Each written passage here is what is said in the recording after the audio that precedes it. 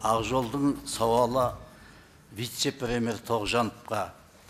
3 күн бұрын футболдан әлем чемпионатын іріктеуде Қазақстан командасының Франциядан 8-0 болып, футбол тарихындағы масқара есеппен жеңілуі елдің қатты наразылығын тудыруда.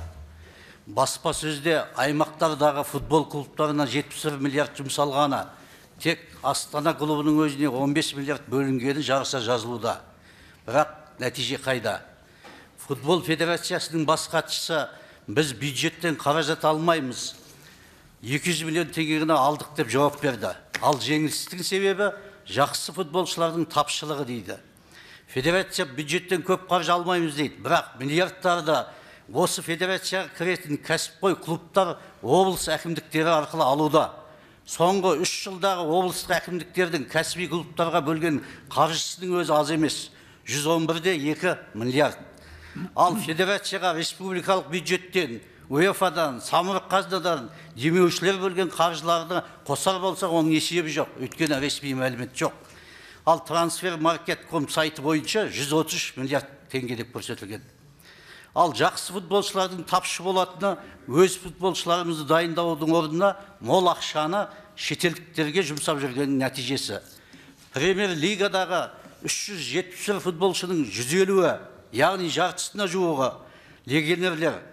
Оған бірінші лигадағы 16 футболшыны қосыңыз, сонда бәрі 166 легионер болады. Халық қазынасы қазақ футболын дамытуға емес, шетел футболшыларын байытуға жұмсалуда. Қазақстан 30 жылда бір ғана стадион салса, бізден футбол бюджеті 2 есе аз, Өзбекстан 10 стадион салған. FIFA рейтингісі бойынша Қазақстан 125 орында, ал ТМД бойынша футбол бюджеті ең аз, Қырғызстан 96 орында. Бразилияға алақайлап жіберген 78 балақайдың бірде-бірі футбол ойнамайды қазір. Есепсіз миллиардтар далаға шашамыз, бірақ гол жоқ. Ал ауылдарда қаржы тапшылығында жол жоқ. Әлемдік рейтингте ешқандай клубымыз 100-дің қатарына кірмейді. Ал 200-дің 186 орында тек бір Астана клубы ғана бар. Бірде-бір футболшымыз трансферлік құны бойынша алғаш 500-ге кірмейді. Ендеше футболға халықтың қыруар қаржысын Франциядағыдай әлемге масқара болу үшін құйып отырмыз ба? Нәтижесі футболға бөлінген 130 миллиардқа кемінде 130 мектеп салуға болар еді.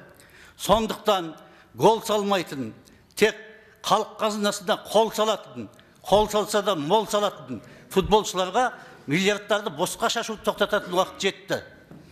Ақжолдың ұсыныстары: бірінші, кәсіби спорт. Футбол бұл негізі бизнес. Ал әлемде кәсіби спорт мемлекеттің мойнына мініп алмайды. Сондықтан футбол клубтарының барлығын жекешелендіріп, мемлекеттен қаржыландыруды тоқтату қажет.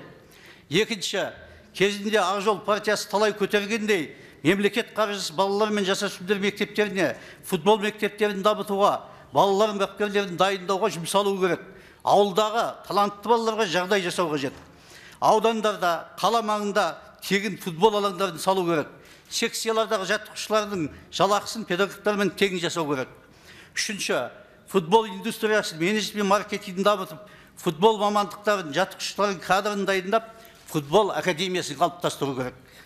Төртінші, осы уақытқа дейін мемлекеттен футбол саласына бөлген қаржының есебі берілуі тиіс. Өйткені ол халықтың қаржысы. Футбол клубтарына бюджеттен жыл сайын қанша қаржы бөлінді? Футбол федерациясына УЕФАдан жыл сайын қанша қаржы бөлінді? Туризм индустриясы мен спортты қолдау қорынан және ұлттық олимпиада комитетінен футбол федерациясына жыл сайын қанша қаржы бөлінді және қайда жұмсалды? Бұның бәрін ел білуі тиіс. Рахмет.